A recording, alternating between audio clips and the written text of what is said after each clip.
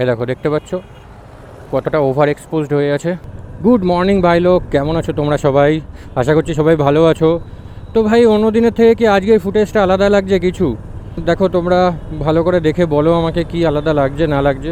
তোমরা হয়তো বুঝতে পারছো যে মোশন ব্লার হচ্ছে ভিডিওতে। এটা হওয়ার কারণ হচ্ছে আমি একটা এনডি ফিল্টার্স কিনেছি। এই ন্যাচারাল মোশন ব্লারটা আনার জন্য আমরা যে এফপিএসে ভিডিওটা শ্যুট করি, শাটার স্পিডটাকে এটা ডবলে রাখতে হয়।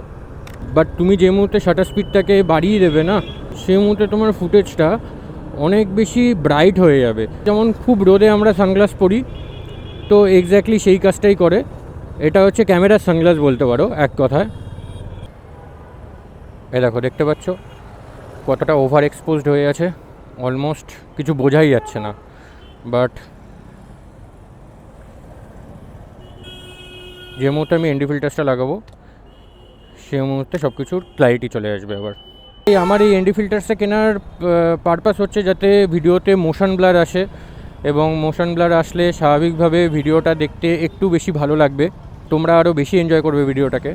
এর এগেনস্টে তোমাদের থেকে একটা জিনিসই আমার চাওয়া, যে ভাই যদি আমার ভিডিওগুলো ভালো লেগে থাকে তাহলে একটা লাইক করে দাও, আমার চ্যানেলটাকে সাবস্ক্রাইব করে দাও, আমার পেজটাকে ফলো করে দাও। তোমাদের থেকে এই জিনিসগুলোই কিন্তু আমাকে অনেকটা মোটিভেট করে আরও ভালো ভিডিও করার জন্য। তো এই হচ্ছে এনডি ফিল্টার্সটা, এটা টেলিসিনের। এখানে দেখতে পাচ্ছ, এখানে পরপর লেখা আছে সিপিএল, ND8, ND16 আর ND32। এই 32টা হচ্ছে যখন বাইরে খুব রোদ থাকবে, মানে আমাদের নর্মালি 12 মাসে 10 মাস যেরকম ওয়েদার থাকে সেটার জন্য ND32। আর যদি একটু বিকালের দিকে হয় বা একটু ভোরের দিকে হয় দেন ND16। আর ND8টা আমার মনে হয় না কোনো কাজে আসে, মানে আমাদের এখানের যা ওয়েদার থাকে তাতে ND8টা কোনো কাজের না। আর সিপিএলটা হচ্ছে যে রিফ্লেকশনসগুলো আছে সেগুলোকে কমায়। এছাড়া তোমাদেরকে আমি ক্যামেরার সেটিংটা একবার দেখিয়ে দিই, এনডি ফিল্টার্স ইউজ করলে ক্যামেরার কী সেটিং রাখতে হবে। তো ভাই, ক্যামেরার সেটিংটা হচ্ছে তোমাদেরকে এখানে 4K 16:9 অ্যাসপেক্ট রেশিওতে 30 FPS দেখতে পাচ্ছ, ফ্রেম রেট আমার 30 সিলেক্ট করা হয়েছে।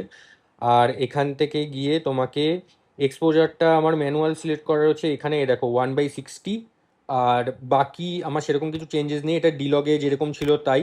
আর এখানে আমি অ্যাডজাস্টমেন্টে গিয়ে শার্পনেস -2 আর নয়েজ রিডাকশন -1 করেছি, ব্যাস।